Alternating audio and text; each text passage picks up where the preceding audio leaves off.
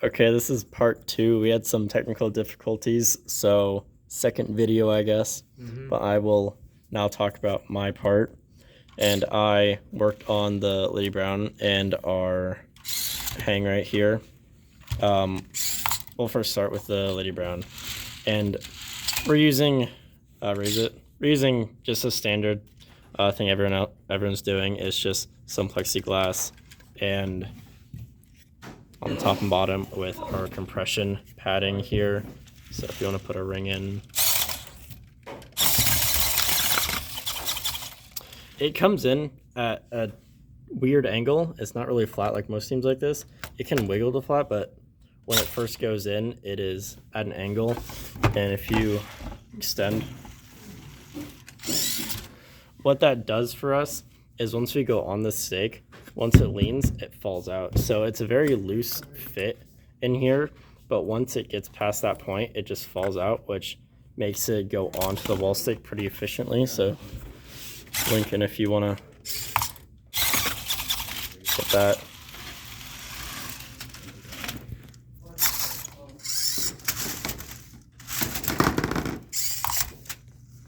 So it goes on nice every time. You don't really have to push it in or anything. And then we also have these little spikes on here. And what we use these for is during our auto, which means we're able to score on the alliance stake. So let me actually like line this up maybe. Yeah, line that up. There you go. So it just allows us to put our ring there during our auto to score on the alliance stake. It's quicker than basically having the bot start out of the way because you have the rings here during the start of a match. So we don't have to go drive forward and then use this. We can just start in a position where we can instantly activate, which lets us save time on our autos.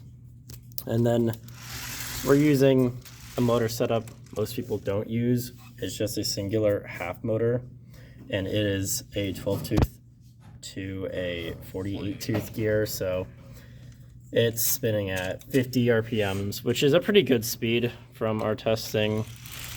But it's just that most teams use 2 half motors up here. They'll have one here and here, or they'll just use an 11 watt. But a half motor is enough speed, and that allows us to do everything else down here. Obviously, we have a rotation sensor. We have some rubber bands around it so that this doesn't hurt it too much. Yeah, you can actually see like the black lines of like all the impacts. It's really funny. Yeah. We also have zip ties here so that we can touch the ladder during auto. If you want to extend it, we have our hang, which is just screw jointed right here, and they're just 15 unit long C channels, and you know the bars right here, we just ride up against it and we're able to go on. We opted for string, as with rubber bands, having this always up, we got into some issues with that, so we're just using string. It works perfectly fine. I'll have Lincoln hold the phone actually, because Don't trust me? not really. You don't know the speed that has to go on at. So you can just line up and then we're on. I mean, close the Lady Brown. That sounds like a lot of straining. Yeah, but it is We're very much off the ground. There's no question about it. No paper test. I can move my fingers under it, so it works very well. So, Do you want to take the bot off and not kill the motor?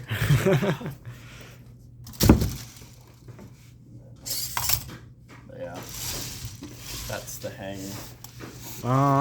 If you want to actually raise up the Lady Brown fully, one thing I kind of do want to mention is our our license plate. License plate, plates. man. It's kind of interesting. So it's just really simple. So we're using the little like blue stubs. I'm not entirely sure if these are IQ parts or what. I kind of found out. I think they're a part of like sort of license plate kit or something. Mm-hmm. I think I'm not 100% sure. I just found them and I'm like, hey, these things look funny and look like the Lego pieces, if y'all know what I mean. Anyways, but we just use the 1x strip. We just screw this sucker on and we just hook this up and boom, we have a license plate. It's crazy, right? Yeah, it's really simple, really easy. You could quick swap. There's nothing wrong with that. Our programmer is not with us. No, he didn't die. He's just busy with band stuff.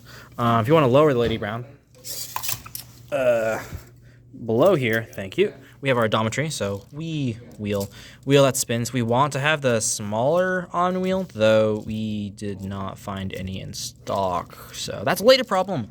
Below that, though, or in there, you can see me poking at our inertia sensor. So our autons are autoning with pretty good accuracy, if I do say so myself.